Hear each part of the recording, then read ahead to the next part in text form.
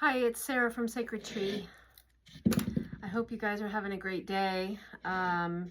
It's bike week in New Hampshire, so traffic's a little bit backed up out there. Motorcycles are making their noise, and foot traffic in the shop is at a dead stop. And that's what happens when we have a lot of people coming in to New Hampshire on bike week. A lot of the locals stay away, but this gives me time to show you a blend that I'm going to do for somebody. So they saw my video on cat's claw and want to try some for inflammation that they have.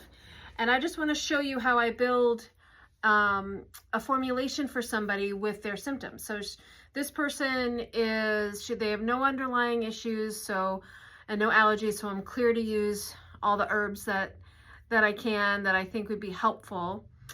And so we're reducing some inflammation and edema that's occurring. So there's a fluid issue in the body, and we're gonna reduce the inflammation with the cat's claw. We're gonna move the lymph and the fluids.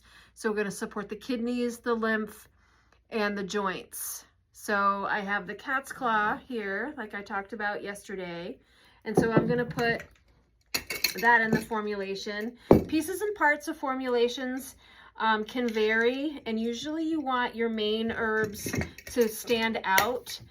So I have cat's claw and white willow as my main herbs. Now white willow is where we get aspirin from, that has the salicylic acid in it, and it's very nice for joint pain and for inflammations in the body. So I'm gonna make those like an even 2 parts, 1 part each. So I've got 2 parts of the anti-inflammatory in there.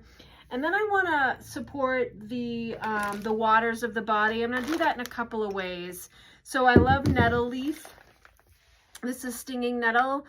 It grows wild everywhere. You might grow it in your garden. I do have in my garden. It's wonderful for the kidneys. So it's going to increase filtration of the kidneys. It's going to support movement of fluids out of the body. And this person said that they tend to have a lot, they feel heavy.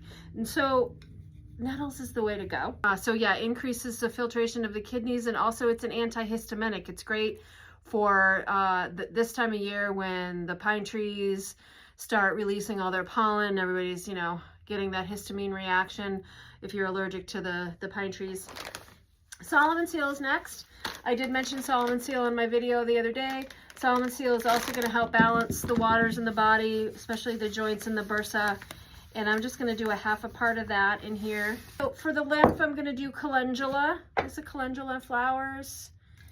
Really nice for skin, really nice even for liver and immune system. But where it shines is it moves the lymph. And this is like a whole flower that I got here, so I like to just bust them up a little bit. You can see the little petals.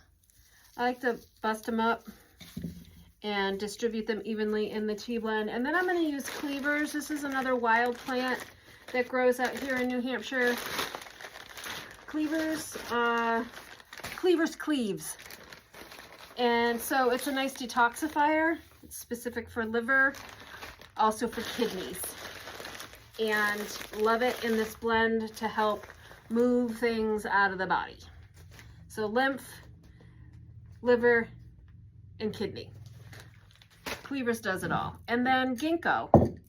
I like ginkgo for a lot of different things. It's great for allergy blends, but ginkgo is amazing for the circulatory system. And because this person has edema, I'm gonna just address possible vascular issues that might be a problem. Leaky capillaries that can cause edema. So I'm just going to do a little bit of ginkgo in there.